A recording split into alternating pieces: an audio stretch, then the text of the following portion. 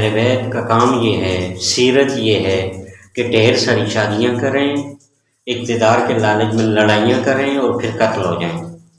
کیسی مسلمانیت ہے، کیسی فکر کے لوگ ہیں۔ اگر یہ مسلمانیت ہے تو ان للہ و انا الیہ راجعون۔ پھر یہ اپنے آپ کو کلمہ گو مسلمان کہتے ہیں، پھر یہ اپنے آپ کو رسول خدا صلی اللہ علیہ وآلہ وسلم کا امتی کہتے ہیں۔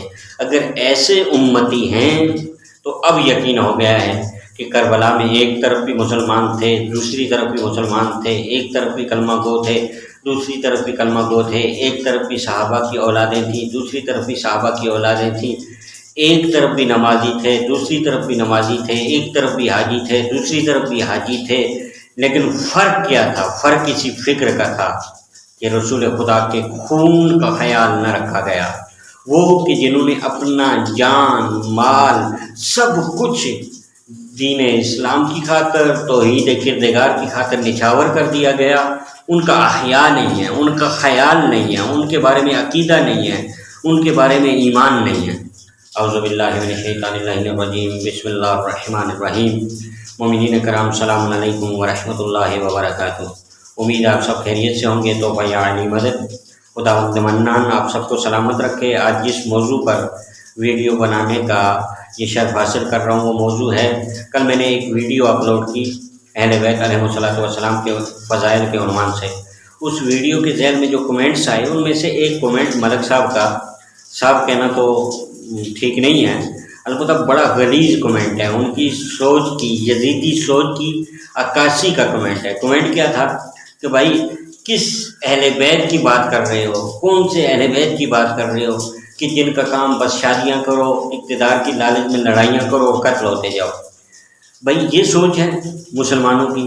اسی سوچ کے مسلمان تو رسول خدا صلی اللہ علیہ وآلہ وسلم کی رسالت پر کئی موقعوں پر شک کرتے ہوئے نظر آ رہے ہیں، کئی موقعوں پر میدان میں چھوڑ کر بھاگتے ہوئے نظر آئے، کئی موقعوں پر تیروں اور تلواروں سے ڈر کر رسول خدا کا ساتھ چھوڑتے ہوئے نظر آئے، رسول خدا کے ساتھ منافقت کرتے ہوئے نظر آئے۔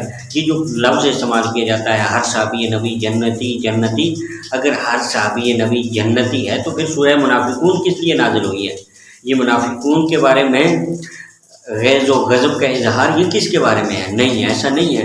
کچھ لوگ تھے جو رسول کی محفل میں بیٹھ کر سازشیں کر رہے تھے، جن کے بارے میں انتباہ خود خداوند منان نے دیا۔ کچھ لوگ تھے جو رسول خدا کے مقابلے میں آئے، کچھ لوگ تھے جو امیر المومنین علی بن ابی طالب علیہ السلام کے مقابلے میں آئے، کچھ لوگ تھے جو امام حسن علیہ السلام کے مقابلے میں آئے، اور پھر نتیجہ یہ نکلا کہ 61 ہجری کی کربلا وبا ہوئی۔ ایک طرف بھی نمازی، دوسری طرف بھی نمازی، ایک طرف بھی حاجی، دوسری طرف بھی حاجی، ایک طرف بھی صحابہ کی اولادیں، دوسری طرف بھی صحابہ کی اولادیں، ایک طرف بھی نماز پڑھنے والے، تسبیح پڑھنے والے، ذکر کرنے والے، دوسری طرف بھی ایسا ہی۔ فرق کیا تھا؟ فرق یہ تھا کہ اہل بیت کا احیا نہ ہونا، ان کے بارے میں کوئی عقیدہ نہ ہونا، ان کے بارے میں کوئی ایمان نہ ہونا۔ بھائی جس کا عقیدہ اہل بیت کے متعلق ٹھیک نہیں ہے، اس کی نمازیں اس سے کوئی فائدہ نہیں دیں گی، اس کے روزے اس سے کوئی فائدہ نہیں دیں گے۔ کیوں؟ قرآن مجید فرقان حمید کا اعلان ہے، قُل لَا أَسْأَلُكُمْ عَلَيْهِ أَجْرًا إِلَّا الْمَوَدَّةَ فِي الْقُرْبَى۔ میرا حبیب، تمام تر زحمات کا صلہ اگر کوئی چاہیے تو صرف اور صرف ایک، وہ کیا کہ آپ کے قرابت داروں سے مودت، محبت نہیں مودت، ان کا بھی ماننا ہے، ان کو بھی ماننا ہے، ان کو بھی ماننا ہے، ان کی بھی ماننا ہے، یعنی ان کی باتوں پر بھی عمل کرنا ہے اور ان کو بھی مان کر کے اس دنیا میں رہنا ہے۔ عزیزان، یہ جیسے لوگ کمنٹ کرتے ہیں، جب بھی ہم اہل بیت کا نام لیں ان کے پیٹ میں مروڑ پڑنے شروع ہو جاتے ہیں۔ یہ مقابل میں صحابہ کو لے آتے ہیں، یہ مقابل میں خلفائے ثلاثہ کو لے آتے ہیں، یہ مقابل میں وہ نام کے جن کا دین اسلام میں کوئی کردار نہیں ہے انہیں لے آتے ہیں۔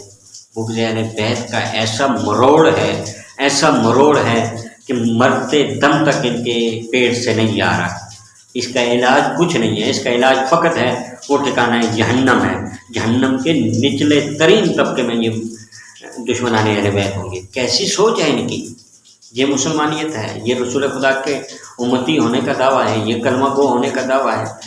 کیسا پیار کرتے ہو تم رسول سے کہ ان کی اہل بیت کے بارے میں تمہارے منہ سے یہ الفاظ نکل رہے ہیں جو میرے بارے میں، حالانکہ آپ یہ بخوبی جانتے ہیں کہ اہل بیت کے نزدیک اقتدار کوئی معنی نہیں رکھتا کسی طور پر بھی، کہیں پر بھی۔ حسین ابن علی نے کیا کہا؟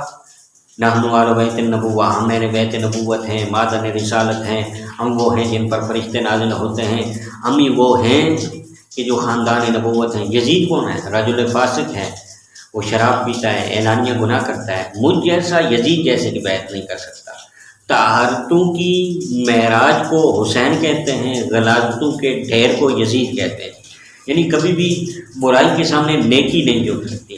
اس لیے ان کا مطمع نظر، ان کا مقصد، یعنی اہل بیت رسول کا مقصد صرف اور صرف توحید کردگار، ان کا مقصد مطمع نظر صرف تحفظ رسالت، ان کا مطمع نظر صرف تحفظ قرآن، ان کا مطمع نظر تحفظ عبادات، ان کا مطمع نظر تحفظ انسانیت، ان کا مطمع نظر تحفظ مسلمانیت، جبکہ دوسری طرف اقدار کو روندا جائے، دوسری طرف انسانیت کو روندا جائے، بس اپنے مفادات، اپنا لالچ، اپنا پیٹ۔